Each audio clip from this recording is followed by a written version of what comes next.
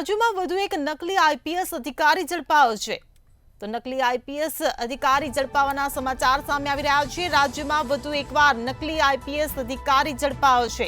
કામરેજ પોલીસે નકલી આઈપીએસ અધિકારીને ઝડપ્યો છે। તો નકલી આઈપીએસ પ્રદીપ પટેલ 23 લાખ રૂપિયા પડાવ્યા હતા। પ્રદીપ પટેલ તોરણ હોટલમાં ભાગીદારી કરવા કહ્યું હતું। 23 માંથી 11 લાખ પરત ન કરતા સમીરે પોલીસને આ સમગ્ર મામલે જાણ કરી હતી। ત્યારે રાજ્યમાં વધુ એકવાર નકલી આઈપીએસ અધિકારી ઝડપાયો છે।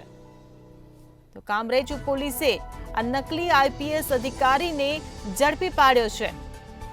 નકલી આઈપીએસ પ્રદીપ પટેલ 23 લાખ રૂપિયા પડાવ્યા હોવાનો ખુલાસો થયો છે।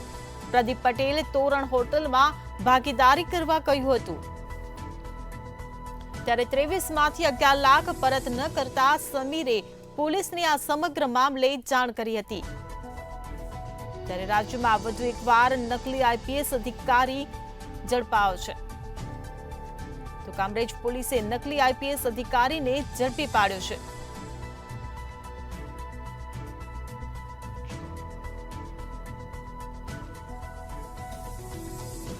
સંવાદદાતા અક્ષય મકવાણા આપણી સાથે ફોન લાઈન પર જોડાઈ ગયા છે। જી અક્ષય, રાજ્યમાં વધુ એક નકલી આઈપીએસ અધિકારી ઝડપાયો છે, શું છે વધુ વિગતો?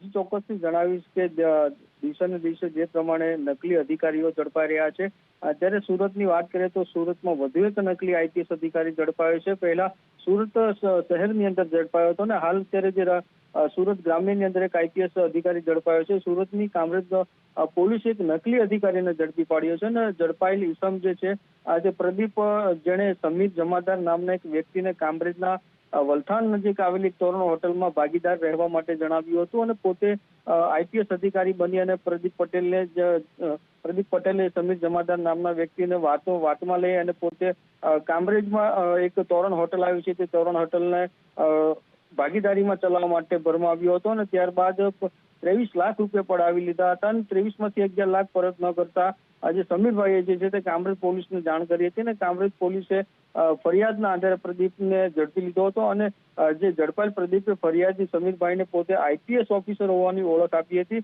ઓળખ આપતાની સાથે જ આ જે સમગ્ર વાત જે છે તે કામરેજ પોલીસને કરી હતી અને કામરેજ પોલીસે હાલ અત્યારે આજે પ્રદીપને ઝડપી લીધો છે અને નકલી આઈપીએસ ફરી બનતા પ્રદીપ પટેલે અન્ય લોકો સાથે પણ ઠગાઈ કરી હોવાની હાલ અત્યારે પોલીસને પણ શંકા સેવાઈ રહી છે।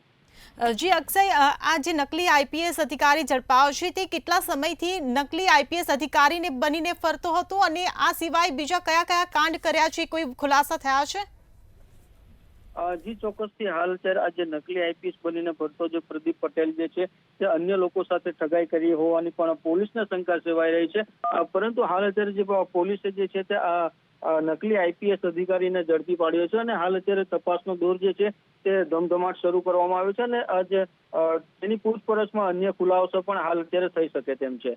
જી અક્ષય, સમગ્ર માહિતી બદલ આભાર। તો રાજ્યમાં વધુ એકવાર નકલી આઈપીએસ અધિકારી ઝડપાયો છે। કામરેજ પોલીસે નકલી આઈપીએસ અધિકારીને ઝડપી પાડ્યો છે। નકલી આઈપીએસ પ્રદીપ પટેલે 23 લાખ રૂપિયા પડાવ્યા હોવાનો ખુલાસો થયો છે। પ્રદીપ પટેલ તોરણ હોટલમાં ભાગીદારી કરવા કહ્યું હતું। 23 માંથી 11 લાખ પરત ન કરતા સમીરે પોલીસને આ સમગ્ર મામલે જાણ કરી હતી। ત્યારે કામરેજ પોલીસે ફરિયાદને આધારે પ્રદીપ પટેલને ઝડપી લીધો છે। તો ઝડપાયેલ પ્રદીપે પોતે આઈપીએસ ઓફિસર હોવાની ઓળખ આપી।